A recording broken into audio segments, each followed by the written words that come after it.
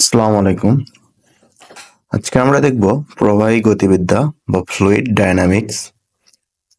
তো এটা মাস্টার্সের একটি সাবজেক্ট। তো প্রথম অধ্যায়টা হচ্ছে প্রারম্ভিক ও নেভিয়ার স্টোকসের সমীকরণ।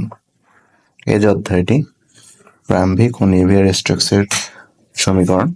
এখানে প্রথম একটি প্রশ্ন, খুবই গুরুত্বপূর্ণ একটি প্রশ্ন রয়েছে, যেটা 21 সালেও এসেছিল এবং 15 সালেও এসেছিল, যে নিউটনের সান্দ্রতা সূত্র ব্যাখ্যা করো। আচ্ছা, অনেকেই কমেন্টে বলবেন যে এটার পিডিএফ ফাইল দেন বা ছবি দেন। তো এটা কিভাবে পাবেন, এজন্য সম্পূর্ণ ভিডিওটি দেখুন এবং কোথাও বুঝতে না পারলে কমেন্ট করবেন অবশ্যই। আচ্ছা, এখানে নিউটনের সান্দ্রতা সূত্র ব্যাখ্যা করতে বলা হয়েছে। তো নিউটনের সান্দ্রতা সূত্রটা আসলে কি, সেটা আগে আমরা একটু দেখি। তো নিউটনের সান্দ্রতা সূত্র বলের সান্দ্রতা সূত্র সম্পর্কে একটি মৌলিক নীতি ব্যাখ্যা করে। নিউটনের যে সান্দ্রতা সূত্রটা রয়েছে সেটা আবার এই যে বলের সান্দ্রতা সূত্র, এটা সম্পর্কে একটা মৌলিক নীতি ব্যাখ্যা করে। এই যে সূত্র অনুযায়ী, অর্থাৎ এই বলের যে সান্দ্রতার নীতিটি আছে, এটা সূত্র অনুযায়ী কোন তরলের দুইটি সন্নিহিত বাহু স্তরের মধ্যকার কৃন্তন চাপ এবং ওই তরলের স্তরগুলোর বেগের পার্থক্যের হারের সমানুপাতিক। আচ্ছা, একটু সহজ ভাষায় যদি বলি, যে কৃন্তন চাপ, এই যে কৃন্তন চাপটা এই তরলের স্তরগুলোর অর্থাৎ বেগের পরিবর্তনের সমানুপাতিক। অর্থাৎ ধরুন কৃন্তন চাপ যদি আমার এক্স হয়, তাহলে বেগের পার্থক্যটা হবে ধরে নিলাম ওয়াই। এটা মূলত সমানুপাতিক, এটাই কিন্তু বলা আছে এখানে। তো এটাই মূলত নিউটনের সান্দ্রতার সূত্র। আচ্ছা, এখন কৃন্তন চাপকে মূলত প্রকাশ করা হয় টাউ দ্বারা, এবং তরলের স্তরগুলোর বেগের পার্থক্য, অর্থাৎ বেগের যে পরিবর্তনের হার, সেটাকে আমরা প্রকাশ করি নিউটনের সূত্র অনুযায়ী ডিইউ ডিভাইডেড ডিওয়াই দ্বারা। তো এই সমানুপাতিক চিহ্ন তুলে দিয়ে ইকুয়াল মিউ লেখা যায়।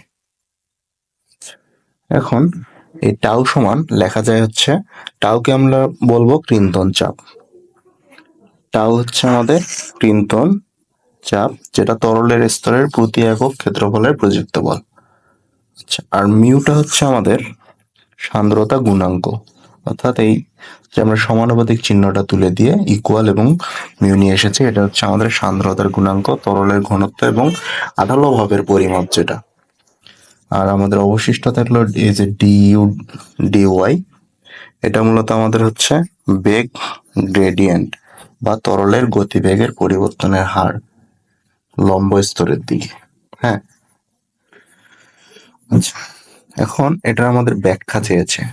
আমরা দেখতে পেলাম যে কোনটা আসলে কি। টাউ কৃন্তন চাপ, মিউ সান্দ্রতা গুণাঙ্ক, ডিইউ ডিওয়াই আমাদের বেগ গ্রেডিয়েন্ট বা গতিবেগের পরিবর্তনের হার। তো এটা আমরা ক্লিয়ার হলাম। এখন আমাদের চেয়েছে ব্যাখ্যাটা আপনারা এইভাবে দিবেন: যদি কোন তরলের, যেমন পানি বা তেল, দুইটি সমান্তরাল প্লেটের মধ্যে থাকে, ধরুন এখানে একটা প্লেট, এখানে একটা প্লেট, এই প্লেট দ্বয় একে অপরের উপর সমান্তরাল আছে এবং একটি প্লেট গতিশীল হয়। ধরুন এই প্লেটটি যদি গতিশীল হয়, তাহলে তবে তরলের স্তরগুলো একে অপরের উপর পিছলে যাবে। এখানে যে তরল রয়েছে, এই ধরুন এই প্লেটটায় এখানে যে তরলগুলো রয়েছে, সেটা এই প্লেট এবং এই প্লেটকে একে অপরকে কিন্তু পিছলে নিয়ে যাবে, যেহেতু সমান্তরাল অবস্থায় আছে, একে অপরকে পিছলে যায়। এই পিছলানোর প্রতিরোধকেই মূলত সান্দ্রতা বলে।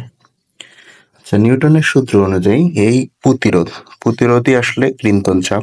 প্রতিরোধকে আমরা কৃন্তন চাপ বলি। তো তরলের সান্দ্রতা গুণাঙ্ক এবং বেগের পরিবর্তনের হারের গুণফলের সমান। তরলের যে সান্দ্রতা গুণাঙ্ক আছে, অর্থাৎ আমাদের মিউ, এবং বেগের পরিবর্তন অর্থাৎ বা বেগ গ্রেডিয়েন্ট, এটার গুণফলের সমান কোনটা, কৃন্তন চাপ। আসলেই কি তাই? আসলেই তাই। দেখুন এখানে কৃন্তন চাপটা হচ্ছে সান্দ্রতার গুণাঙ্ক এবং বেগ গ্রেডিয়েন্টের এই দুটার গুণফলের কিন্তু সমান। তো এটাই আসলে বেগ। আচ্ছা, আমরা একটু যদি উদাহরণ দিই, আমাদের প্রশ্ন কিন্তু তোর এ পর্যন্তই শেষ।